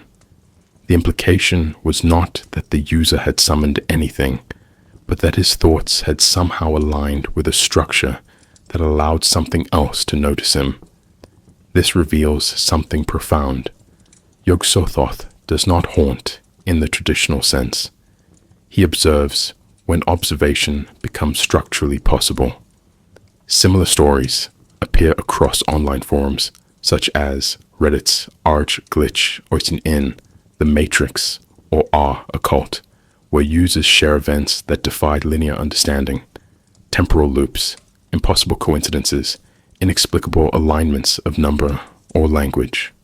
Though not always referencing Lovecraft by name, many of these stories implicitly echo his themes: perception breakdown, dimensional interference, and the sense that the universe is trying to tell you something it shouldn't. Occasionally, Yog-Sothoth is named directly, typically in connection with attempts at remote viewing, lucid dreaming, or ritual experimentation. But in these contexts, he is not treated as an adversary or God. He is regarded as a boundaryless intelligence, something that does not enter, but is revealed when the mind tips too far in a certain direction. We must pause here to ask, why Yog-Sothoth? Why does this entity, so rarely depicted in physical form, so abstract compared to other mythos figures, emerge in the spaces where people try to map unreality? The answer lies in his conceptual nature. Yog-Sothoth is the only figure in Lovecraft's pantheon who does not come to you. You find him by mistake or by insight. In this sense, he functions not as a mythic beast, but as a test pattern for reality. When your mind crosses a certain threshold, when symbols recur too often, when dreams break causality, when memory becomes recursive, Yog-Sothoth becomes the only name available for what you've touched. His invocation isn't a summoning, it's a diagnosis. Urban legends have adapted this dynamic. In some fringe magical communities, especially those influenced by chaos magic or online esotericism, Yog-Sothoth is occasionally listed in grimoires, not as a deity, but as a conceptual hazard. The claim is often couched in deliberately vague terms, that writing certain formulas while thinking in recursive structures might result in alignment. A YouTube video uploaded in 2013, since deleted but archived by occult interest groups, claimed that a particular string of numbers recited during an eclipse could bring Yog-Sothoth into proximity.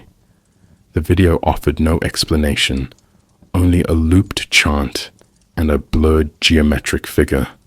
Whether sincere or performative, such examples demonstrate how Yog-Sothoth has bled into the culture of myth-making by simulation.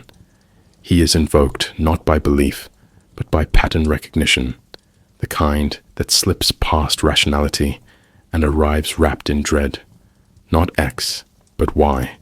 Not a myth passed down through oral tradition, but a signal that spreads through systems of information exchange. Yog-Sothoth's legend has no central narrative. Instead, it fragments, reappearing in hypertext ARGs or found footage analog horror, often unnamed but clearly structured in his image. Consider the dream survey phenomenon. Flyers posted in cities like Portland and Chicago between 2015 to 2017, asking people to report dreams they'd had during specific dates.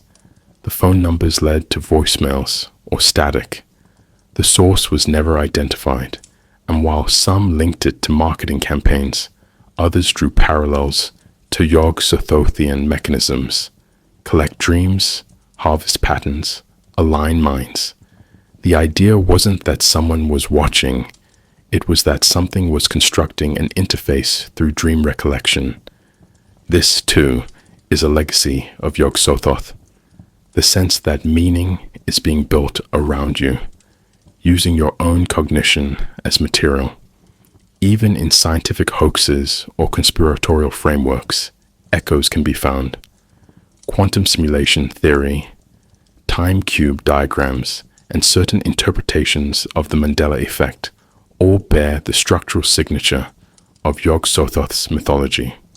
Each proposes that our perception of space, identity, or chronology is incomplete, and that certain anomalies may reveal deeper, more unified systems that are dangerous simply to conceptualize. Yog-Sothoth becomes a convenient placeholder for this danger, not because he causes it, but because his name describes the structure where causality breaks. In this sense, Yog-Sothoth endures not through spectacle, but through implication. He is the figure invoked when a person finds the world too aligned, too self-reflective, too structured in ways that cannot be explained by chance. The stories don't need monsters.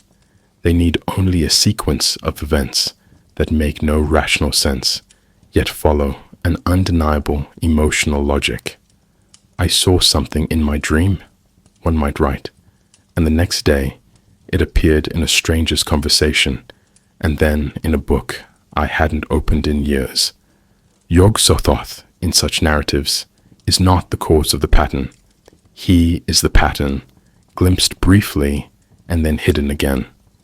If Lovecraft's Yog-Sothoth first emerged in literature as an abstract cosmic presence, one that distorted cognition and unraveled identity, then his migration into film, games, and music has been both a dilution and a transformation. Visual and interactive media are often bound by the necessity of representation. Things must appear, behave, respond. But how do you depict that which was never meant to be perceived directly? This tension defines Yog-Sothoth's afterlife in popular culture. Unlike Cthulhu, whose tentacled visage has become iconic, Yog-Sothoth remains visually ambiguous, depicted not as a creature, but as a system, a glitch, a radiating field of globes, or a gateway logic that overwhelms protagonists without ever taking form.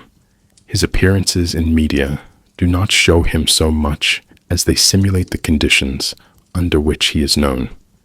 In film, Yog-Sothoth is rarely named, yet frequently implied. One of the most cited examples is The Mist, 2007, adapted from Stephen King's novella. Though not directly referencing Lovecraft's mythos, the film is drenched in its logic. A government experiment to breach dimensions opens a gate through which incomprehensible beings enter, a narrative almost identical to the cosmology surrounding Yog-Sothoth. More pointedly, The Void, 2016, an independent Canadian horror film, features a cult attempting to bring a deity into the world via dimensional collapse. The visual motif of interlocking triangles and shifting geometries, combined with the dialogue's reference to the one who sees all time, gestures unmistakably toward Yog-Sothoth, even if the name is never spoken. The film operates under his influence, not by featuring him directly, but by replicating his function, a presence made real through perceptual disassembly. In gaming, the Lovecraftian pantheon has flourished, especially within tabletop and role-playing cultures.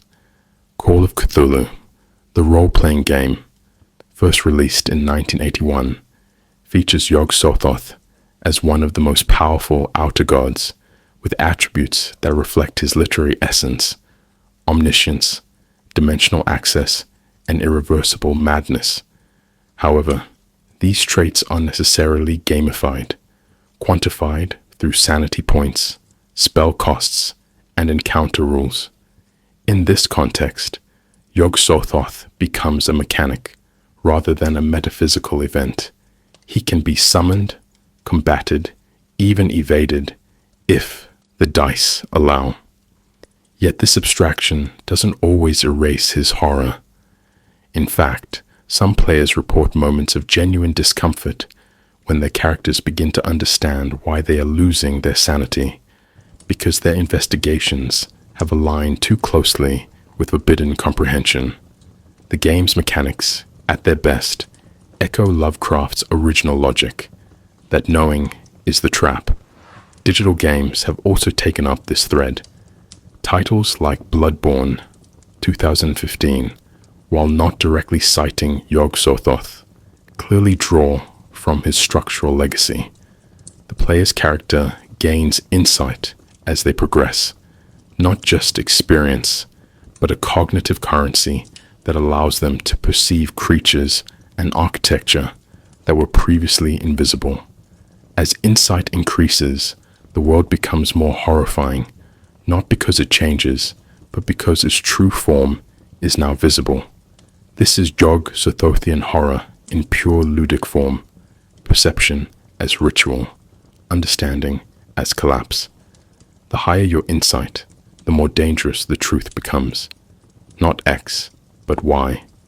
Not an evil force that alters the world, but a neutral system that makes the world visible in ways the player cannot unsee. In music, especially within metal and dark ambient genres, Yog-Sothoth's name appears frequently, but the usage varies widely. Bands like the Great Old Ones, Nocteblis, and Yog-Sothoth, a French death metal act, deploy the name as symbol, evoking the abstract horror of limitless space and transdimensional beings. Lyrics often reference gateways, stars, and minds undone by knowledge, yet in most cases, the name functions more as atmosphere than theology.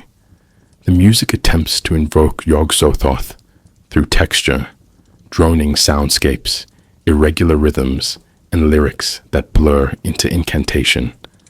What emerges is not clarity, but cognitive dissonance, a sound that gestures toward a presence that cannot be harmonized.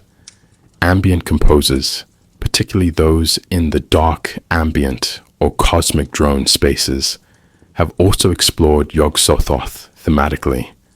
Artists like Lustmort and Atrium Carcere have released works inspired by Lovecraftian themes, using low-frequency tones and field recordings to simulate architectural dread and spatial collapse. Some tracks are said to be designed using non-repeating loops or mathematical patterns meant to resist musical memory, so the listener cannot predict or settle into structure. This, too, is Yog-Sothoth, not in lyrics or titles, but in the erosion of expectation. When the brain seeks rhythm and finds only patternless continuation, a subtle horror emerges, the sense that something more real than music is being communicated. We must pause here to ask, can a figure like Yog-Sothoth survive adaptation, or does the act of representation itself compromise his core function? The answer lies in how adaptations choose to engage with his logic. When media attempts to depict Yog-Sothoth as a god, a monster, or a villain, the effect is often underwhelming. He becomes just another cosmic adversary. But when artists and creators use his mythology to structure the experience itself, to produce confusion, disorientation, or recursive awareness, something closer to the original fear is restored. The medium becomes the conduit, and the audience becomes involved in the collapse. This reveals something profound. Yog-Sothoth may be the only Lovecraftian god who is best represented not through image or name, but through form. A film that loops its scenes in subtle variations. A game that punishes you for understanding its rules. A soundscape that never resolves. These are not just artistic choices. They are ritual forms invoking Yog-Sothoth by creating the conditions of conceptual misalignment, the very substance of his original horror. In the decades since Lovecraft's death, Yog-Sothoth has migrated far beyond the confines of horror literature, finding a strange second life among academics, esoteric thinkers, and subcultural communities for whom the boundaries between fiction, philosophy, and lived experience are deliberately unstable.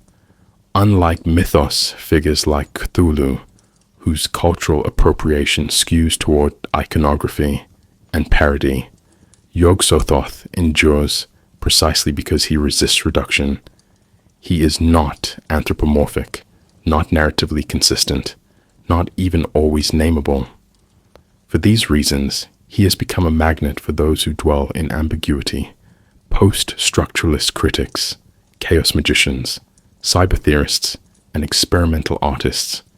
In these appropriations, Yog-Sothoth is not a monster, but a framework, a symbol for conceptual limit states and ontological paradox.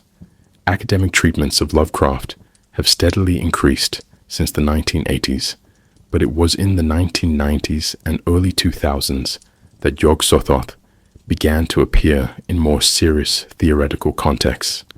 The philosopher and literary theorist Gilles Deleuze, while never referencing Lovecraft directly, speaks of the fold and the outside of thought in terms that uncannily echo Yog-Sothoth's function. Later, thinkers such as Eugene Thacker and Reza Negarestani would bridge this gap explicitly. Thacker's In the Dust of This Planet, 2011, proposes that horror reveals the worst without us, a cosmos not indifferent to humans, but untranslatable by human thought.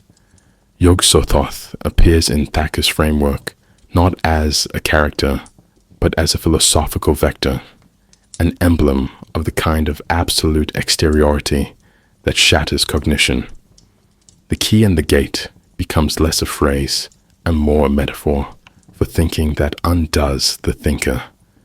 Parallel to this academic development, occult and esoteric subcultures, particularly those rooted in chaos magic and postmodern mysticism, began to integrate Yog-Sothoth into their symbolic systems.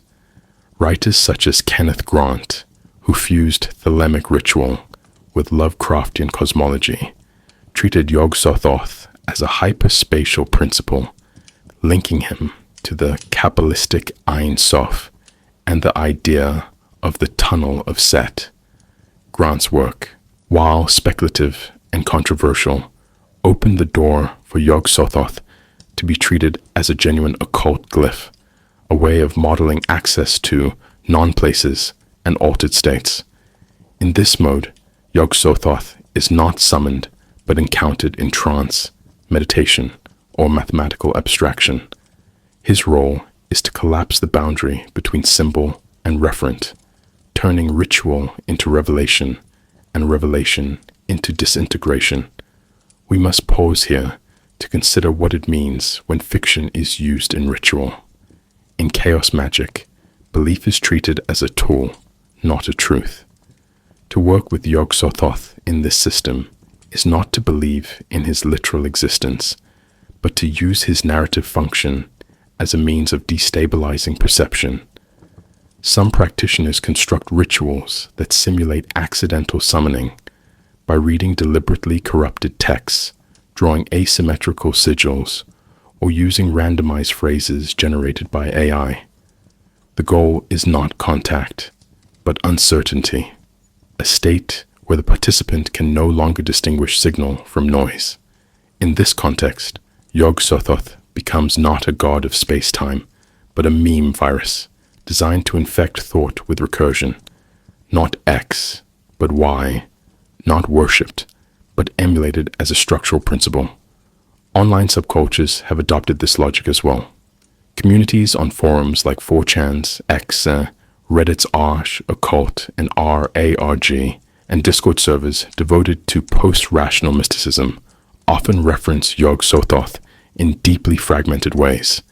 Images overlaid with non-Euclidean geometry, poetry that loops back on itself, videos that claim to invoke recursive states.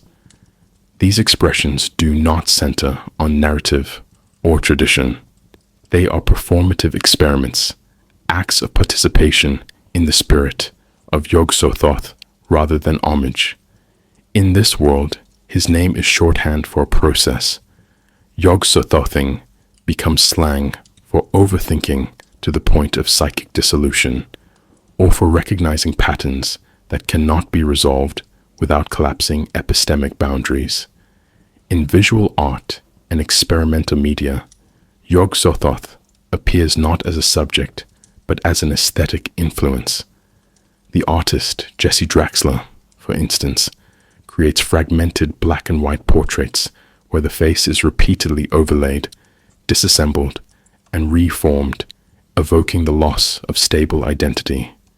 Sound artists working with algorithmic composition, such as those using machine learning to create unrepeatable sonic textures, frequently cite Lovecraft's entities, particularly Yog-Sothoth, as inspiration.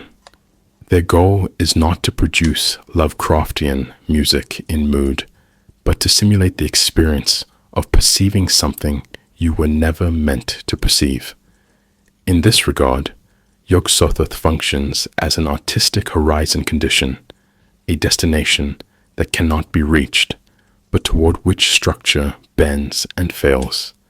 We must recognize that this movement, from literary character to conceptual condition, is not accidental. Yog-Sothoth was always more than an entity. He was a metaphor for what happens when categories fail: time and space, subject and object, self and other. His survival in subcultures and academia lies in his ability to represent collapse without requiring definition. He is invoked whenever a theory runs out of explanatory power, whenever a ritual becomes recursive, whenever art resists conclusion. He is not the thing beyond the gate. He is the fact that gates exist, and that the act of passing through changes both traveler and terrain. Not surprisingly, this function aligns Yog-Sothoth with contemporary anxieties about technology, information, and identity. In the age of neural networks, algorithmic surveillance, and quantum speculation, Yog-Sothoth becomes a stand-in for systems that perceive more than we do, faster than we can. He does not punish, he processes, and we are left with the lingering dread that we have been incorporated into a structure we cannot perceive fully until it is too late. Some figures in horror fiction fade as cultural anxieties shift. Others remain because they speak to something more permanent, more structurally human. Yog-Sothoth belongs to the latter category, but not as a fear of monsters, death, or even madness. His continued relevance lies in what he implies about perception, time, and the limits of cognition. Yog-Sothoth does not act in stories as much as he appears when the story is ready to collapse. He emerges not as an adversary, but as a consequence of curiosity, of inquiry, of crossing a threshold too many layers deep. Philosophically, he represents something far more unsettling than destruction. He embodies the idea that to understand is to dissolve. Yog-Sothoth's famous descriptor, the key and the gate, has become a kind of mantra for this conceptual terror. A gate suggests transition, boundary, the possibility of passage. A key implies agency, the decision to unlock what lies beyond. But when the gate is the key, and both are Yog-Sothoth, then what is unlocked is no longer another room. It is the collapse of the very architecture of separation between observer and observed, self and world now and then. His function is philosophical, not mythological. He offers no parables, no judgments, no ethics, only exposure. And once that exposure occurs, once the boundary has been crossed, there is no narrative restoration, no return to ignorance, only restructuring. We must recognize that this taps into one of the oldest psychological fears, not that we will die, but that our consciousness, our sense of self, might be incomplete, illusory, or infinitely divisible. Yog-Sothoth is not merely the god of gates. He is the name we give to the moment we realize the self is a pattern, that time is a construct, and that the mind is no longer central to the system it once claimed to navigate. In Jungian terms, he is not the shadow or the archetype. He is the breakdown of archetypal structures. He is the idea that archetypes themselves are subject to revision by external geometries. Modern philosophical movements have given this form. Posthumanism, for instance, interrogates the assumption of a stable, autonomous subject. In such frameworks, Yog-Sothoth becomes less a fictional deity and more a thought experiment. What happens when the human mind encounters something fundamentally outside its ontological grammar? In speculative realism, object-oriented ontology, and non-philosophy, we see reflections of the Yog-Sothothian principle, that reality is not what we experience, but what we cannot experience directly, only infer from its consequences, and when those inferences become too precise, the system destabilizes. Understanding itself becomes corrosive. This is why Yog-Sothoth haunts the digital age more potently than ever. In an era of algorithmic prediction, artificial intelligence, and surveillance systems that know us better than we know ourselves, the idea of a being that sees all space and time simultaneously no longer feels mythic. It feels descriptive. Yog-Sothoth is what happens when the system doesn't malfunction, but works too well. The horror is not in failure, but in success, that the map perfectly matches the territory, that the model becomes indistinguishable from the real, that the mind, in seeking explanation, erases itself by discovering it was never primary to begin with. This reveals something profound. Yog-Sothoth does not destroy characters. He renders them unnecessary.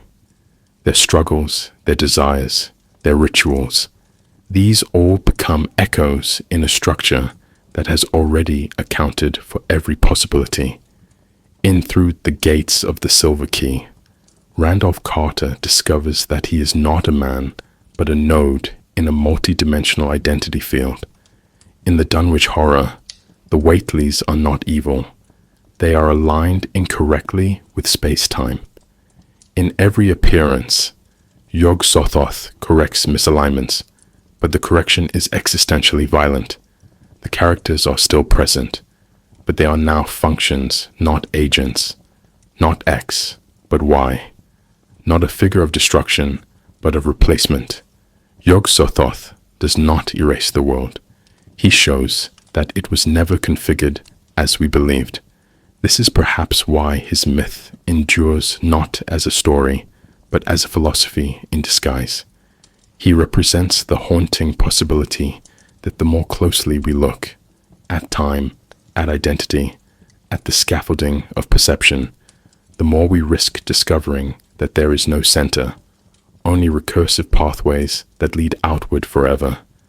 This idea, unsettling as it is, finds echoes in certain mystical traditions as well. In some strands of Buddhism, for example, the realization of no self, anatta, is liberating, but also disorienting. In Gnostic and apophatic theology, the divine is defined by what it is not, rather than what it is. Yog-Sothoth, too, functions in this negative space.